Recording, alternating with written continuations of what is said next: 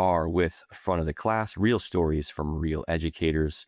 With us today is David Wilson. And David, can you give us a little introduction of yourself, of where you're teaching, what country, how do you introduce yourself to other educators out there? So I'm David. First of all, thank you for the opportunity.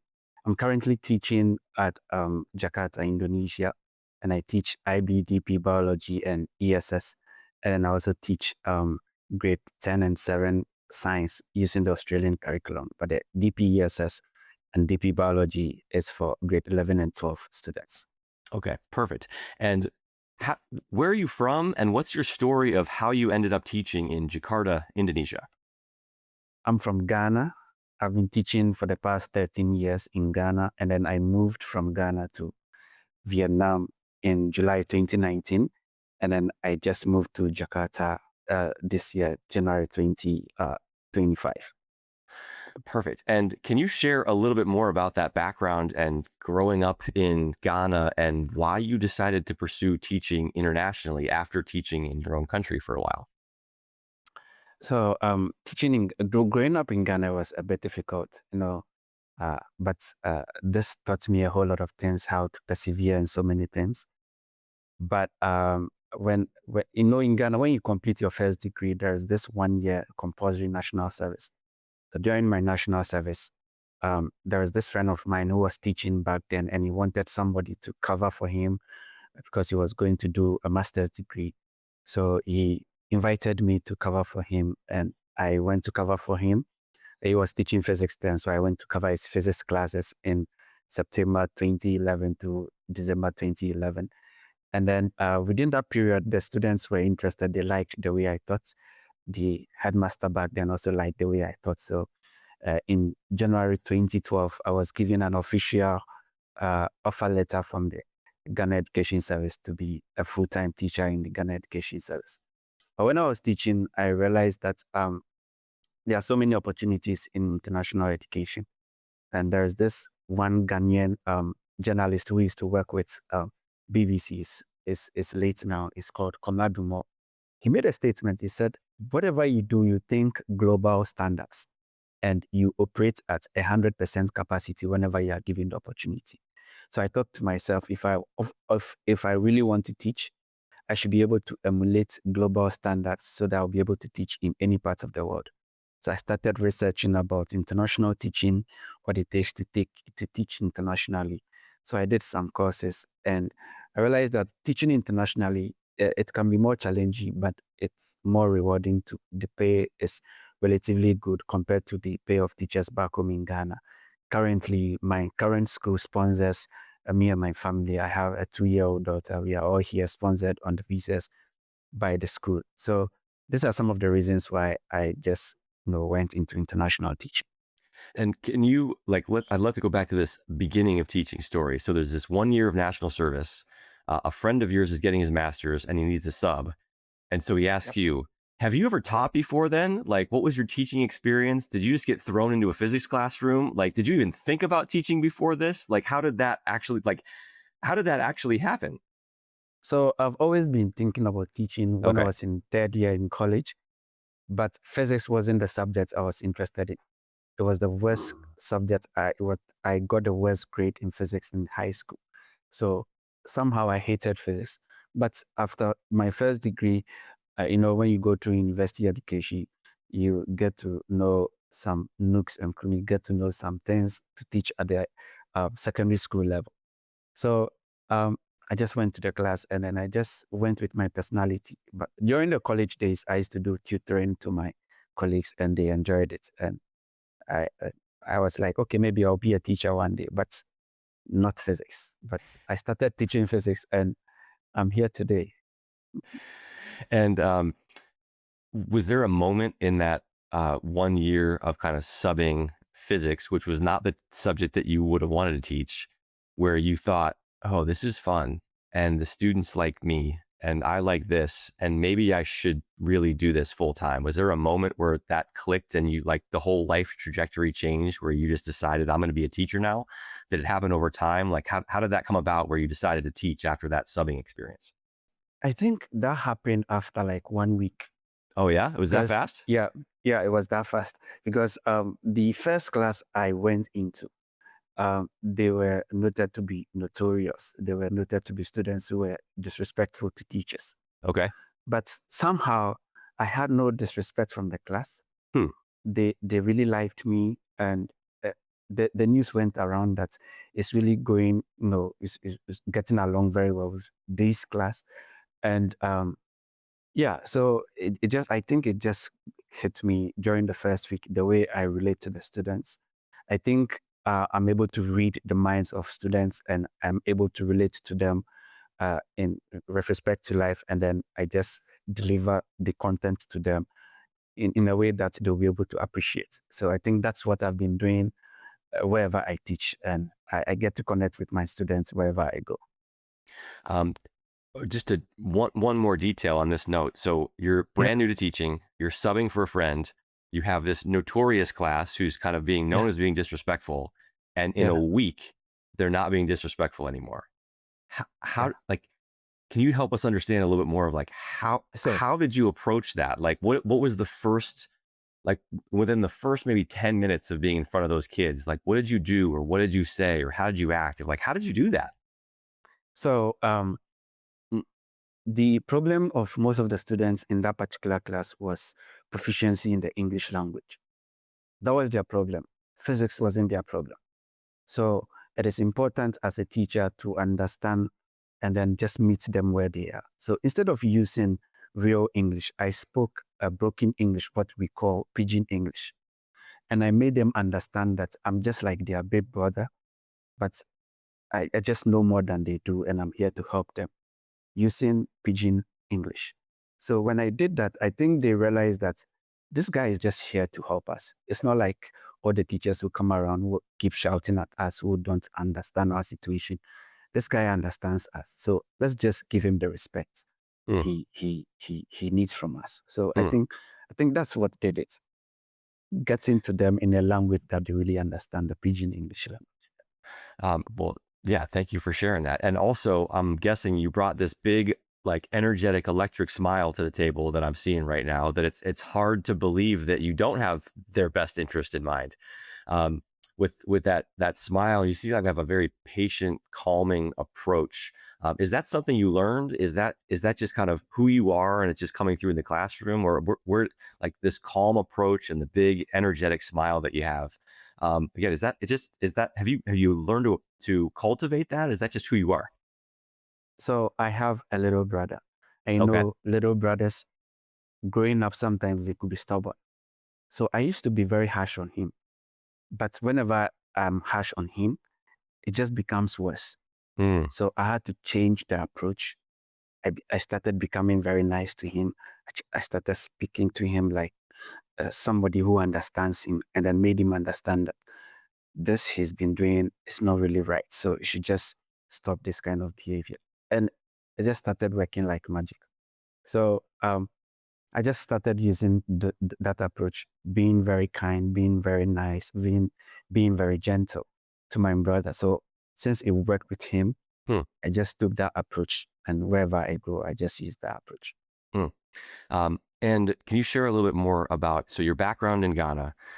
You Yeah, started teaching there. You hear this kind of inspirational person talk about you know uh, uh, you know, holding yourself to a higher standard or a global yep, standard that could apply yeah, anywhere, and that you yep. take that to heart. Um, is it common for folks from Ghana to then go teach in Indonesia and these other places that you've taught in Vietnam? Is it rare? Like, can you help us understand what that looks like when you decide to just leave your home country? Is it common? Is it rare? Like, help us understand a little bit more for those of us who are maybe in the U.S. Who are wondering, like, is everybody do this, or are you like one of 10,000 people and it's super rare? Like, can you just help us understand a little bit of that Eh, transition and how common or not common it is? it's really not common, and that's why I took it upon myself to start doing videos on my TikTok and then YouTube. It's not very common. I think it is a personality that I personally cultivated. I think I learned this from my parents. My my parents, they are all late. My dad was just a middle school leave. After middle school, he didn't continue any education. he learned to be an electrician, and he was very persistent in his electrician job, and he used that to just raise four boys. My mom never entered any school, but he was really good when it comes to mathematics. So I learned this from them, my dad, perseverance and being consistent in what you do. And then my mom just being very positive. My mom was a very positive woman. She, you just have to tell her that this is possible. She doesn't have to know the details. She'll just give you all the support you need. So I took the positivity and the optimism from my mom and perseverance and being, consistent from my dad. So when I took it upon myself to go into international education, I knew there were some obstacles I needed to overcome. Getting some qualifications in education, getting some higher qualifications, doing some professional development courses. Because back then, when I started researching about this international education, when I read this job postings, I read the requirements and I realized that some of the requirements I didn't have, and it took money to get some of those requirements. Sometimes getting by money was difficult, but I needed to be perseverant because I knew that once you put in the work, I always tell people that whenever you are given 10 days to cut down a tree, it is important to use at least 7 of those days to sharpen your cutlass. So preparing is more important than actually doing the work, because once you prepare using 7 days to sharpen your cutlass, you can use less than 2 days to cut down that tree because you've already prepared. So going through all this professional development, uh, converting money from Ghana cedis to US dollars to purchase courses online. It took a long time before I got my first international teaching job, but I knew that I was on the right path. And eventually I got my first international teaching job in Vietnam, July 2019. Well, thank you for sharing that. And with all that 7 days of sharpening the axe to then chop the tree down, or in this case, to be able to then go teach internationally in Vietnam and now in Indonesia. Indonesia. Yeah. So you've already done a lot of things that maybe you set out to do that were hard and rare. With all Yep. that said, still, what, if anything, is next? What are you looking forward to over the next maybe 3 months or 6 months or a year or even 5 years? Is there any other things you're going to learn, certifications you want to earn, places that you want to teach? Like, what's next in this world of where you just keep being positive and you keep doing more and more things that maybe seem very rare? What, if anything, is next for you? What else do you want to do? So when you look at many public schools in Ghana, they do not use EdTech a lot. Okay. So now I've decided to be making more EdTech videos on my YouTube. In fact, just a couple of days ago, I created a new YouTube channel called World Disaster Stories. I'll just be telling disaster stories using AI. It's a faceless YouTube channel. So I'll be posting those stories there, and I'll be using my main channel to teach people how I do this videos. And I'll be teaching them this edtech tools because I believe that's the way forward. So in the long run or in the long term, this is what I plan to do. And then I'm planning to open a social media club in my school from next term. I'll teach them some ethical use of social media, how to, learn some of these skills, because I believe in this 21st century, in the future, like technology is just taking over everything. So we need to learn these skills to be able to be employable in the very near future. So that's the plan now. Educate people more on edtech on my social media, and then just be a teacher as long as I can. Yep. And I'd love to transition now to some of your favorite stories that you've experienced in the classroom. And so anything strike you that's just a proudest moment uh, that maybe you or your students or your school did, anything you look back on that still makes you smile and light up, of just like, oh, that was a really great moment that student had or that classroom had, or anything like that. So any proudest moments in the classroom that you can share? So when I first came to Vietnam, the first school I taught at, I was the first teacher of color to have taught this group of students back then. Okay. And they had no experience being taught by a black teacher. So they were skeptical. They didn't know I knew how to teach. They didn't know I had mastery of the content that I was supposed to teach them. But within a very short time, they really got to understand me. They understood how I thought. But more importantly, we got closer because of my personality. I used to share my stories with them. The need to be perseverance. I always tell them that my goal as a teacher is to not force them to become teachers. If they become, will be good, but is to show them the spirit of someone who is perseverant, who doesn't give up easily. So after the IGCSE exams in 2020, the first group of students that I, you know, prepared to write the exams, there were 36. 18 got A star, about 8 got A's, and then a few got B's. Uh, it was like one of the best biology records in that school.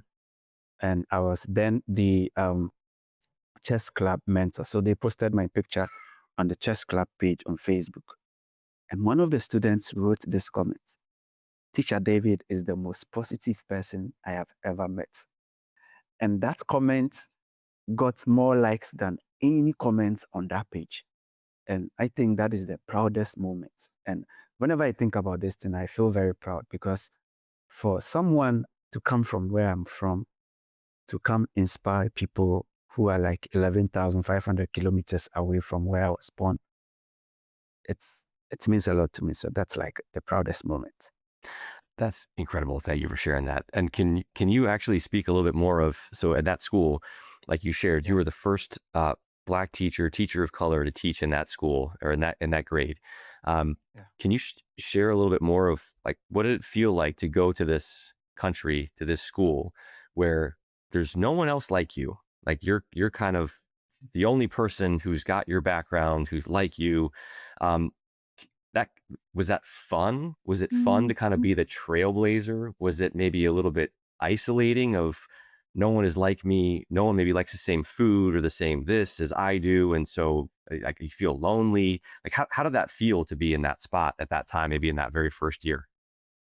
Um, Prior to that, I've always been the preacher of someone who always tell people, always be different.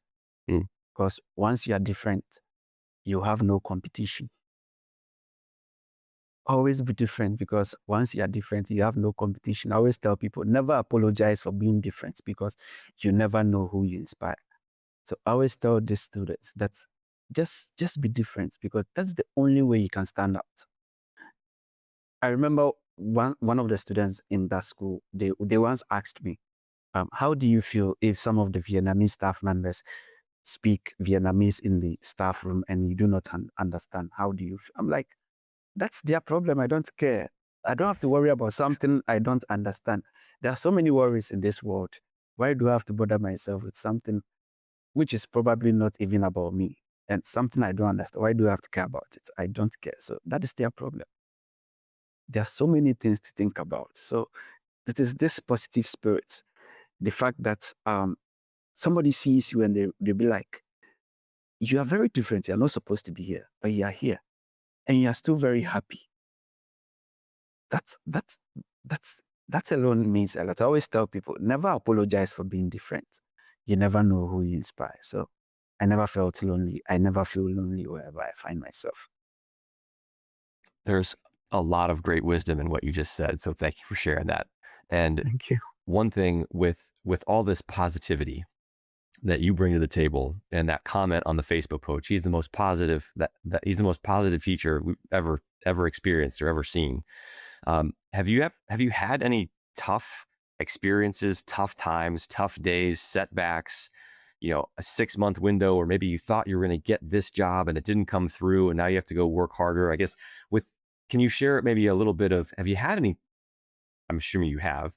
Have you had some of these hard times, tough moments, like maybe you want to quit? And then how do you react in those moments? How do you keep going? Like, can you share anything that's happened to you that's been particularly hard or tough and how you reacted to that and how you moved on?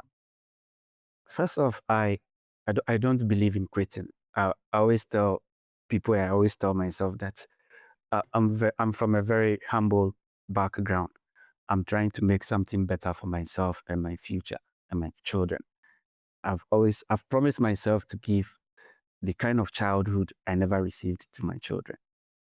That is a promise I gave myself so many years ago, and I'm not backing down on that. And thankfully, I'm already doing that. So that is the spirit. It always kept me going. I always tell myself, if this doesn't happen, just go sleep. Tomorrow is another day. We'll go again tomorrow. It took me 6 years before I got my first international teaching job. I started applying for international teaching jobs from 2013, and it was in 2019 that I got the first job in Vietnam. It took me 6 years. Do you remember how So many places do you remember how many places you applied to? Like, would you apply to countless, 5, 10, 50, 100? Like, countless, more than 100, more than countless. so you heard no more than 100 times and you just kept going. Yeah, I always tell myself, I've had so many disappointments. It is not the next one that is going to make me quit. I've had so many of them, personally, professionally, financially, emotionally. I've had so many disappointments. So it's not the next no from a job that I applied to that is going to make me stop or quit. Never. So that's what keeps me going. So yeah, when I first got a job in Vietnam, the two schools I taught at in Vietnam, they were bilingual schools. They weren't real international schools. And I realized that to get opportunities in real international schools, you need to have teaching credentials or teaching licenses from these Western countries. So I got a US teacher license through Moreland University. Getting that is a bit daunting, but with the spirit that I have, even if it takes me 5 years to complete that, I will give myself 5 years to complete that because, like I told myself, I'm giving my future the kind of childhood I never received. So, yeah. On that note, what are the types of things that you want to be able to do for your children that you didn't receive? And I asked this because you mentioned your father's an electrician, strong in math. It seemed like you got some good some good education from him. Your mother was at home very positive. You got this positivity that you carry with you from her. So your parents are together. It seemed like you're in a house full of love. They're trying to provide for you. And you're doing great things right now. So like, I'm curious, what are some things that you want to be able to provide for your children that you feel like you opportunities that maybe weren't there for you that you want to give to them? So I'll just give you one example. It took me 32 years to be able to travel on my passport. 32 years to be able to travel on my passport for the first time from Ghana to Vietnam. My daughter turned 2 weeks ago, and she's lived in 3 countries already. Yeah. She was born in the Philippines, and we moved to Vietnam, and now we are here now. She's yet to visit her fatherland in Ghana. So just within 2 years, she's been able to travel around. And even though she's still young, it's an experience she will always look back on because we take videos and pictures. These are memories she will always cherish. That is something I never had as a kid. That is something I never had as a kid. And that is one opportunity I'm creating for my family right now. Yeah. So that's Thank just you. one opportunity. Yeah. Yeah. Thank you for sharing that. And obviously that's a whole nother, like you're teaching internationally, not just single where you can easily just move wherever you want to, but you're doing it with a family, with a child. So kudos to you for, getting, again, just continuing to do things positively and this growth mindset that you had of like, you're just on a never ending quest to keep getting better and keep continuing your mission of being a great teacher. Thank you. Thank you. And are there any things that you consistently do in the classroom that seem to work really well for you? And that maybe you're surprised other teachers don't do that thing or those things that you do. So is there anything that you consistently do in the classroom? It just works. And you're like, why don't more people do this? I think uh, probably many teachers elsewhere they do it, but I just like to listen to the stupid answers from students because I was that kind of student who used to give stupid answers, and sometimes these stupid answers turn up to be the very right answers. So I always want to find out their reasoning why they say things they say, why they give out these funny answers. And I used any examples of what these funny or stupid answers have been that you've said or you've heard students say that you're like, actually, that's not bad. Like any examples that you can give? so when I was in the university, we were doing a course, and then the lecturer asked, "How do you know it's rained in a particular place within a very few period before you arrived? What tools will you use?" And many of my classmates were mentioning some, instruments, this high class technology stuff. And I just raised my hands. I was like, just ask the local people. I was, it's funny. You see, it's funny. But that was the right answer from the lecturer. It was like, Yeah. that's actually the best answer. Just ask Yeah. the local people. Yeah. And Sometimes if you ask the 10 things, people, did it rain two yeah, hours ago? And they all say yes, like it's pretty sure it rained. yeah, exactly. Sometimes the things you think will never happen, they happen just like that. Yeah. It happened to the Titanic, unsinkable ships. It sank. So you just have to just listen to whatever the student is saying and then use that as a teachable moment. And it will just spark up so many, like, it will just open your eyes in so many ways. Yeah. That is a great, thank you for providing that. That is a great example. Especially because your way of verifying if it rains costs $0. There's no cost. You don't Exactly. need some tool. You don't need some fancy Exactly. tech. It costs $0. Yeah. Probably more accurate for less cost. That was a fantastic answer. Thank you for sharing that. Um, Thank you. let's see here. What do we, as I go to some more like quick hitter kind of rapid fire type questions and some that are helpful maybe for younger teachers or those maybe thinking about joining the profession. What's the number one piece of advice that you would give to a brand new teacher? Maybe they're about to teach their first class, or maybe what do you know now that you might go back and tell yourself before you're about to teach your first class? So any advice like that for new teachers of just the number one most important thing to keep in mind before they're about to go teach their first class?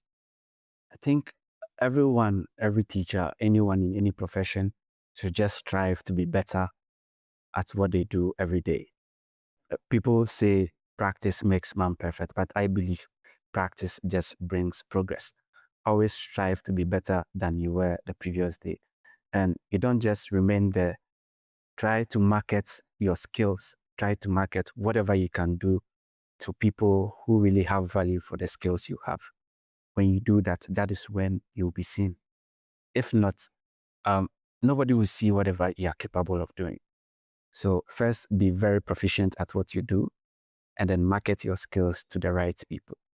So as a teacher, just if possible, you can just show clips of you showing or teaching very complex concepts in the class, post it on social media like LinkedIn, professional social sites like LinkedIn, and then just use very good hashtags in education, like EdTech in education, simple explanation, or any hashtag related to education.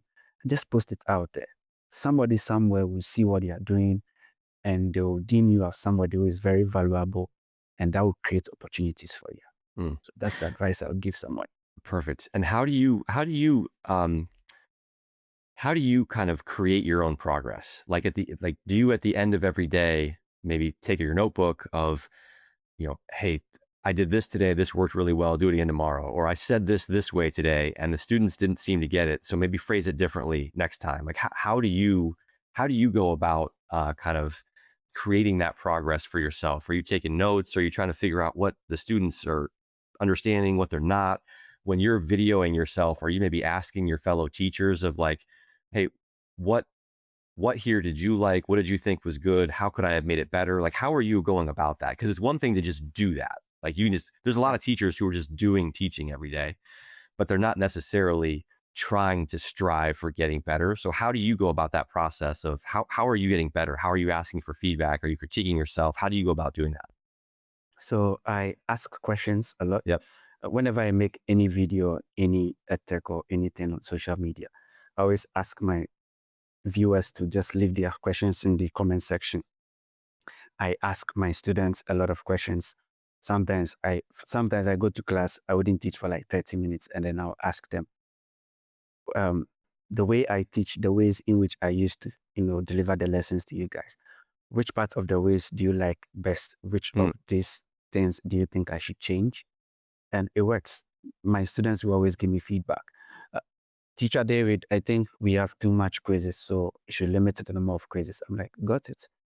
We'll limit the number of quizzes. Teacher David, I think everybody enjoyed doing a little research and presenting to the class, so we should be doing more of that. So when I find any appropriate topic, I just distribute the topics to students in different groups, they research and then present to the class. So I keep asking questions, I keep taking feedback from my students and my viewers, and I use that to improve myself every day.